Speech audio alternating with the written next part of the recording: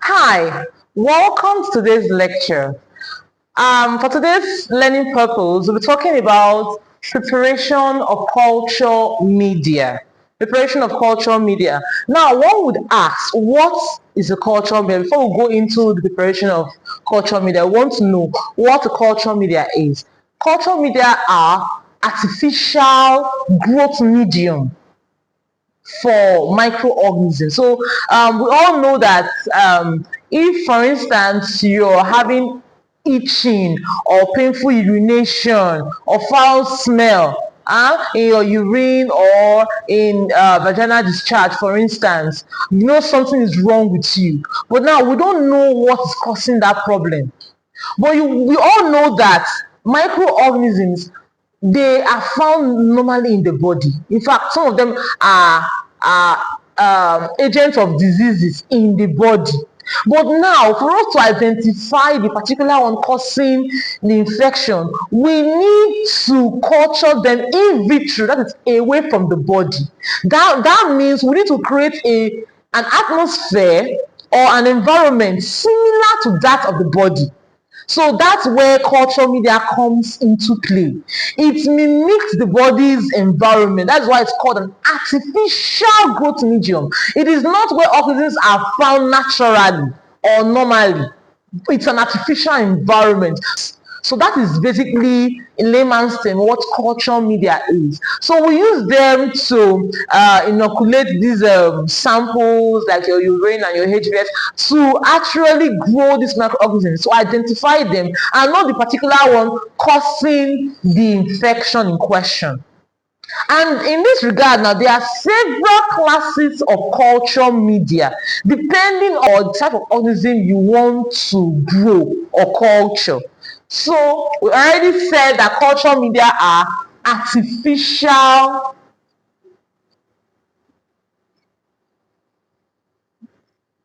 growth medium. It's an artificial growth medium. Now, let's talk about the classification.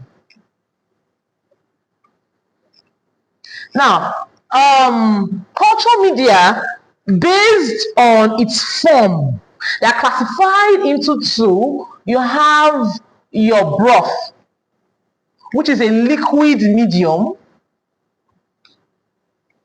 and then you have the solid medium. So basically, it's categorized into broth and solid medium. Can classify, let's say, based on use or function.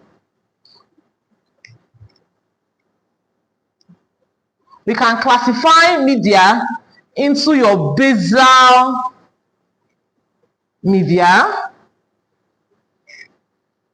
Then you have enriched media. Have enrichment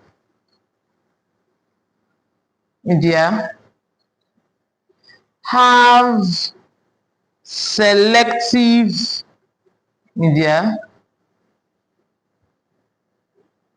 or have differential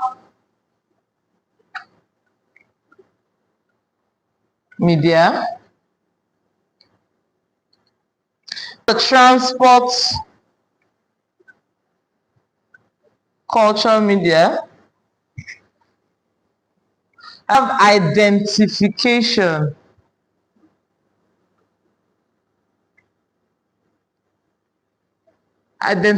media. So now let's explain these ones we've written down. Because to understand how to prepare cultural media, we need to start from here, so we know which one we want to prepare and what we need and what we're expecting. So your basal media. Now the basal media, like the name implies, it has nutrients needed basically for what organism needs to grow. That's the least requirement an organism needs to grow.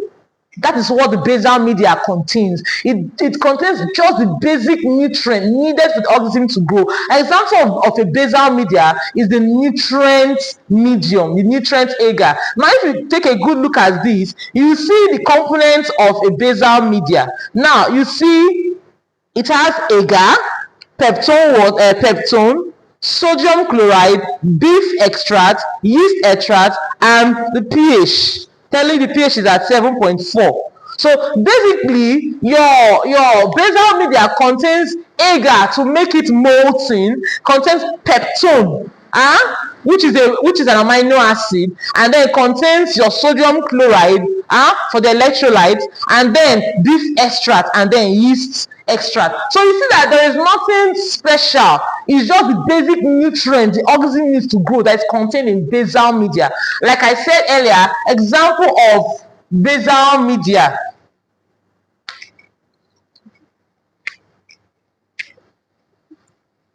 An example of basal media is nutrient agar.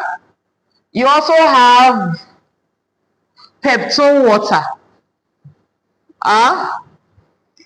Peptone water, and then you have tryptone water as well.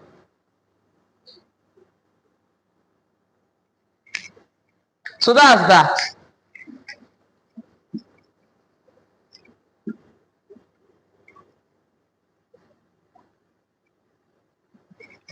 Secondly, we have enriched media. What is an enriched media? Now, an enriched media is one that has additional nutrients added to the basic medium now, needed for organisms' growth, especially organisms that are fastidious in nature. For instance, organisms like Haemophilus influenzae would need a media enriched with blood. Such media needs to be enriched with more nutrients to enable the growth of organisms that are fastidious in nature. That is, organisms that require extra nutrients. Now, example of such media includes your blood agar,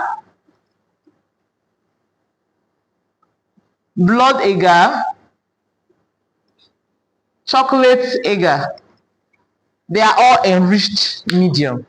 Now,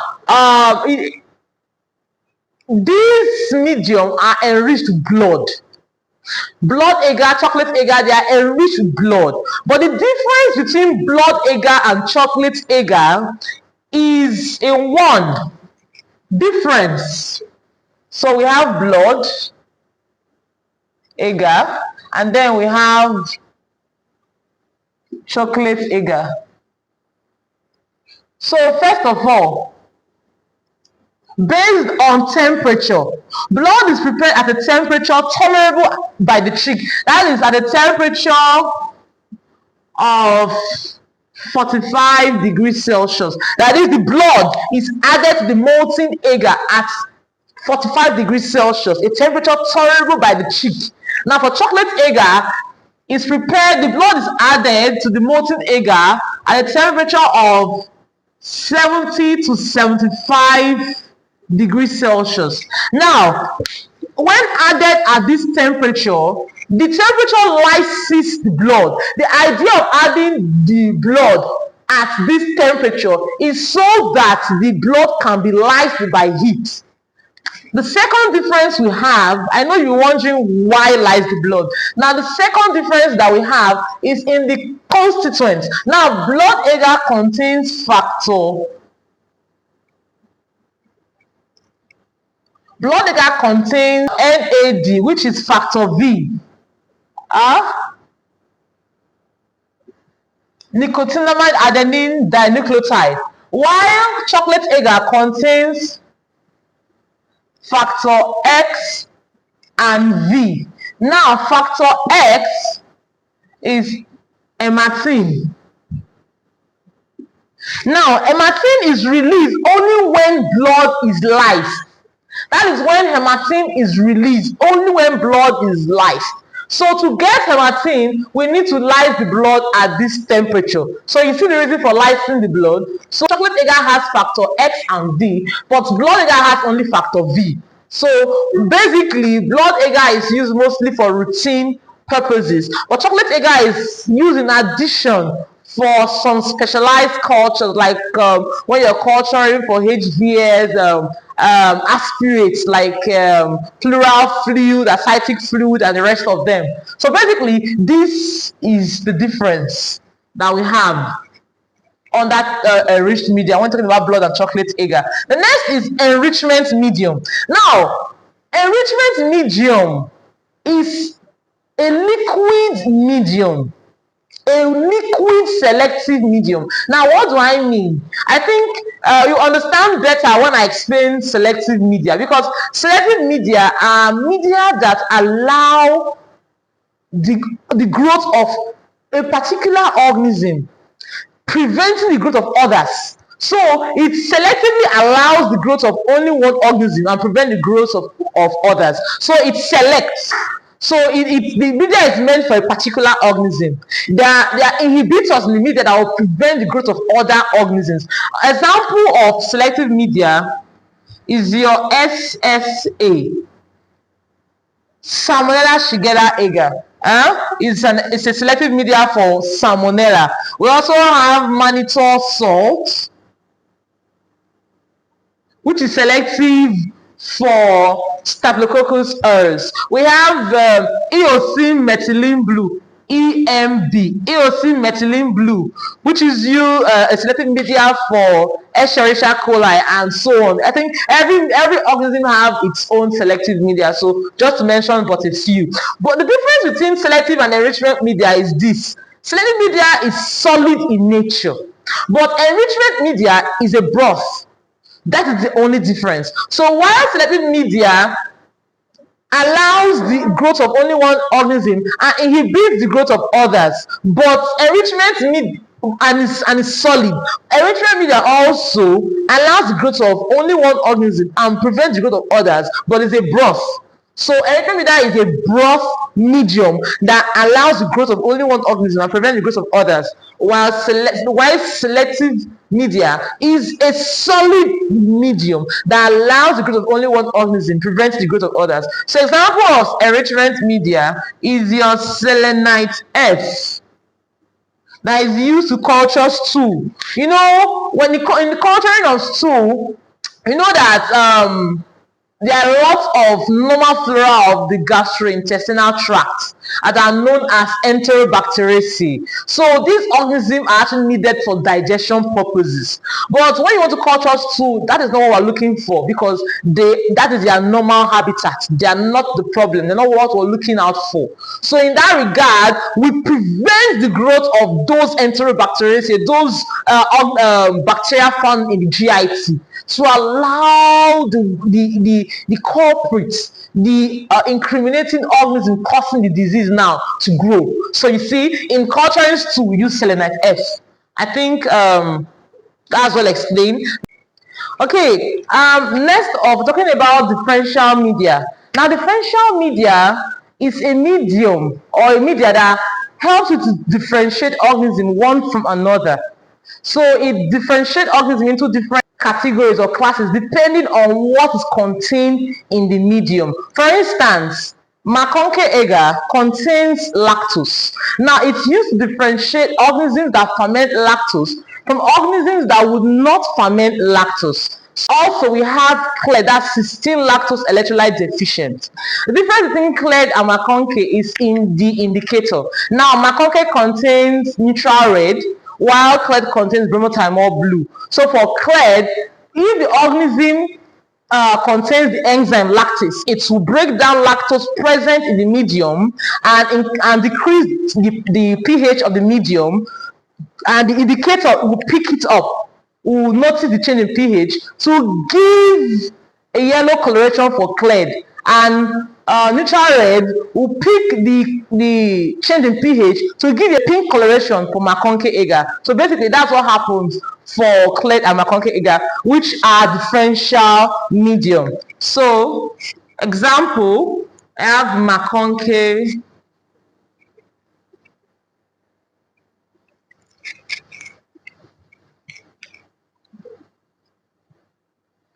I have McConkey agar, and we have cleared. The next one we have is transport medium. Now, transport media are used basically to transport samples, especially in cases where the samples are not collected in the lab or close to the lab. So they are used to keep the organism or the sample in the same state as they were collected to prevent the degeneration of the organism if present in the sample. For instance, assuming imagine during the COVID outbreak, we had the VTM, which is the viral transport media. It was used to collect nasal swab, which was used for PCR. So if these samples are not collected in the lab, it's very important to put them into this transport media to keep them moistened. So example of such media is the start medium. Now let's talk about the identification media. Now identification media is used in identification of microorganisms. Now you've cultured this organism and they've grown. Now you want to know what organism is growing on this media. So this particular medium is used, these media are used to identify the organism growing on this media, just as the name implies. Example of this is your Kigler iron agar, popularly called KIA.